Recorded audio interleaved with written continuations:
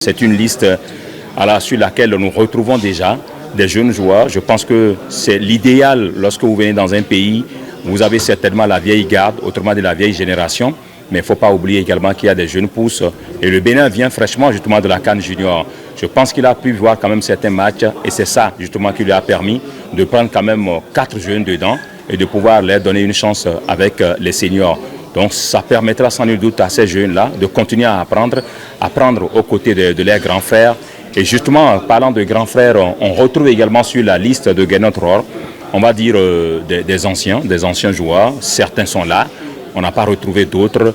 Alors pour lui, forcément, il faut continuer à compter avec les anciens. Mais il va falloir certainement également être plus regardant au niveau de la sélection de ces anciens-là. Parce que lorsqu'on regarde sur la liste, je n'ai pas envie d'appeler des noms, mais lorsqu'on regarde sur la liste, on se rend compte tout simplement qu'il y a des anciens qui ne jouent pas dans leur club, qui n'ont aucune bonne statistique. Parce que vous savez, l'équipe nationale, c'est d'abord ce que vous faites d'abord en club que vous venez prouver en équipe nationale. Alors si en club, vous n'avez pas un temps de jeu, vous n'avez pas de bonnes statistiques, alors qu'est-ce qu'on peut attendre de vous en équipe nationale? Donc il y a de ces joueurs-là, lui, il estime qu'ils sont bons. Je pense que le temps nous donnera raison. On va certainement attendre les 2 matchs qui profitent déjà à l'horizon et c'est après ça qu'on pourra certainement faire le point et de savoir s'il avait raison d'appeler certains joueurs ou non. À l'analyse de la liste, je retrouve Stéphane Cesséon, l'ancien capitaine qui fait son retour. Un retour surprenant parce qu'on ne s'y attendait pas, puisque depuis quelques années, il ne joue plus. Il a même cessé de jouer pendant 2 ans. Après, il s'est tapé un club au niveau de Malte. Vous savez que Malte, ce n'est pas un pays de sport, ce n'est pas un pays de football. Mais lorsqu'on joue là-bas, on se fait appeler en équipe nationale. Heureusement que le coach a dit qu'il ne va pas jouer les premiers rôles, que son rôle, ce n'est pas forcément sur le terrain. C'est tellement qu'après, on va lui donner des bouts de match, 10-15 minutes. On attend de voir ce que lui va donner. Maintenant, la satisfaction, c'est qu'on note l'entrée de quelques jeunes. Je pense que c'est déjà un pas pour commencer par lancer les jeunes dans le bain.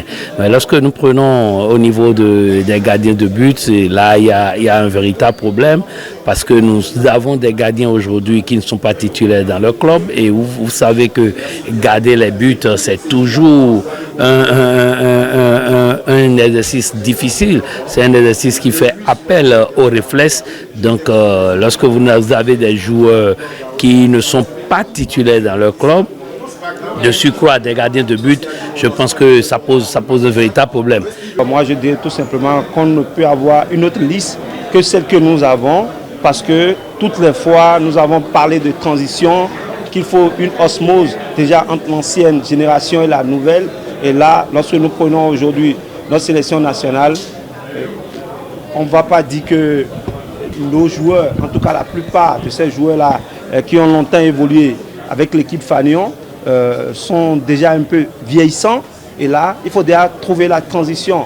Et sur cette liste-là, on constate qu'il y a déjà 4 ou 5 joueurs locaux qui ont été donc convoqués pour ces 2 matchs entre le Bénin et le Rwanda. Je crois que c'est la meilleure des listes qu'on puisse faire pour aller donc défendre les couleurs nationales. Et là, Gernot Rohr a su faire un choix judicieux.